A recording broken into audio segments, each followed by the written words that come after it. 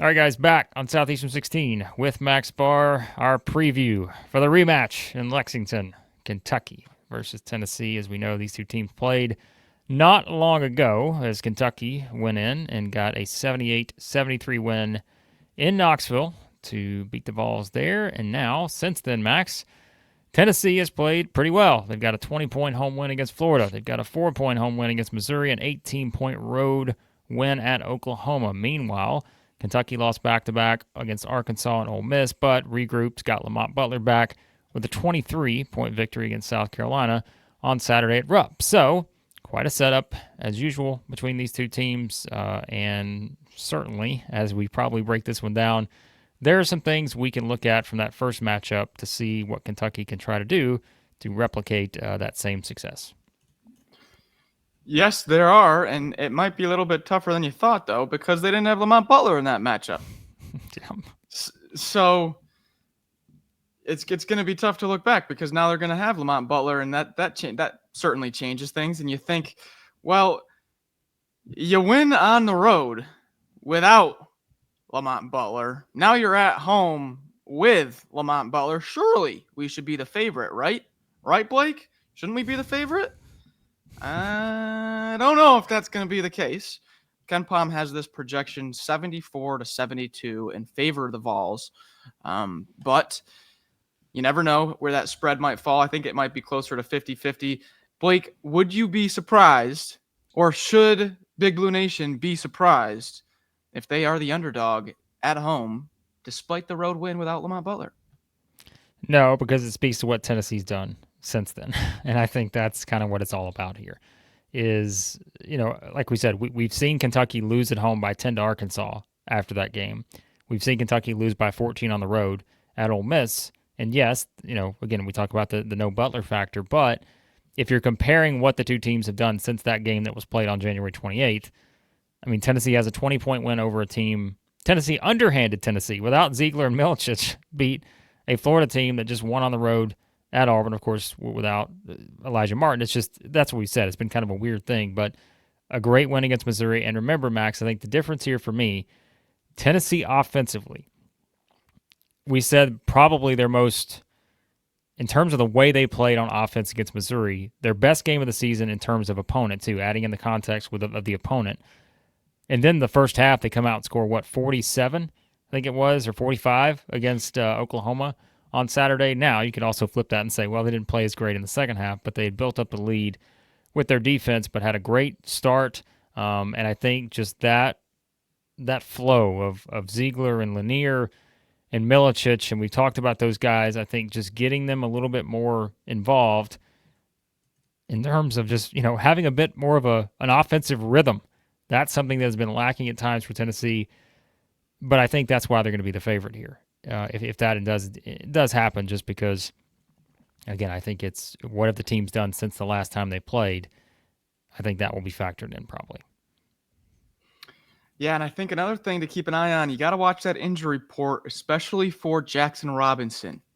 I got a little bit of I got a weird gut feeling right now. I don't know why. There is zero expertise coming from this. This is purely a Max Barr gut feeling that maybe Jackson Robinson is either going to be a game time decision, or he might not play, or something like that, just because of how loud he was yelling last game every time he hit that wrist. I mean, that was really bothering him last game. So I got a weird feeling that we might get one of those, like, he's questionable and there's not much news, and then like 10 minutes before the game, Jackson Robinson's not playing. What? This changes everything. I don't know why. I just feel like if I'm wrong, come and laugh at me and tell me I'm wrong. So there's that slight injury angle. And the reason I bring that up is because we always talk about what Tennessee does on the perimeter defensively and how hard it is to hit consistent three-pointers for a full 40 minutes against this team. They were able to do it on the road. But Jackson Robinson, Blake, actually leads the SEC in three-pointers made in conference play. He's 36 of 76, 47%. He's been an absolute sniper. Past few games, he has the last game he had 2 threes. Before that, he had 1, 2, 3, 4, 5, 6, 7 straight games with at least 3 3-pointers. That is just bananas.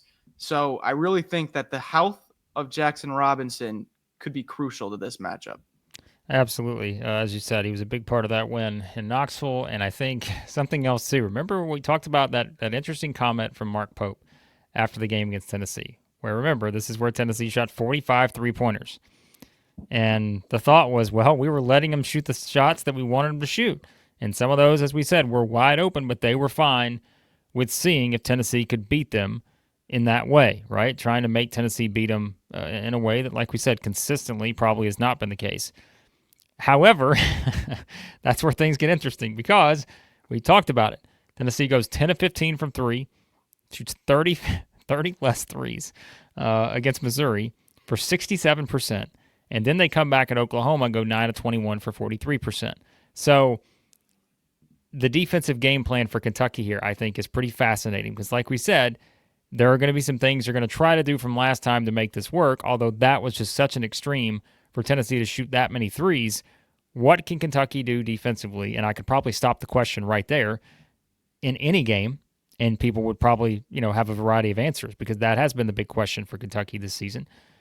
But now that you have Butler back, what changes about your defensive game plan against this Tennessee team that has kind of gotten a little bit of rhythm offensively based on the way they played these past couple games? So I think that is probably the most, interesting aspect for me, and it usually has been the Kentucky defensive side of things, for obvious reasons, as we said, because if you just look at the numbers, Kentucky statistically, even though they played better against South Carolina, still statistically the worst defensive team in the SEC in conference games. Tennessee, still the best defensive team in the SEC by a bit of a margin, too, over Ole Miss right now. So I think that is kind of what's standing out a bit here, Max, to me. And I'm really fascinated to see what the game plan is for Kentucky and how they try to replicate some of those things they did in Knoxville, just from a defensive standpoint. Yeah, one thing Kentucky has going for them is Tennessee does not draw a lot of fouls. And you're at home. When you look at that last game, Amari Williams in 24 minutes has the double-double, 10 points, 15 rebounds, 13 of those rebounds being defensive, 4 assists, 3 turnovers, didn't have a block or a steal, but I'm really just looking at that 15 rebounds. They didn't have Lamont Butler, but the front court matchup is going to be the front court matchup from that first game. I thought Milicic played really well, and I thought Amari Williams played really well. And then Felix Akpara, he was all right. Garrison was all right, but I really thought that Williams and Milicic had good games. I kind of like Williams in this matchup right now. Williams has been fantastic, and I love his type of post moves.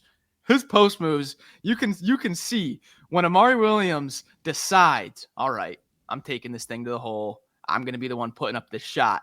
It is a shoulder into your sternum. I am trying to run you over because my name's Amari Williams, and this is what I do. I love it. I love what I'm seeing from Amari Williams. The point I'm trying to get at here is it's tough to look back at that first game and draw comparisons because of the injuries. I think you can in the front court, and Amari Williams proved he can hang with a front court like Tennessee. Not only can he hang, he can do what he does. Yeah, I know it's going to surprise you, but when asking you whose game is this, last time I said it's an Amari Williams game. Guess what? I think this game is an Amari Williams game too. As you said, I think I'm going to go with him. I still think he's the most important factor here, based on the way that Tennessee plays and the different ways he can contribute to a win like this. As we saw last time, that was mostly from a rebounding perspective, but I think that's so important in a game like this, knowing there's going to be physicality. And just the way, again, he plays. So, all right, Max. Are you ready for I'm picks?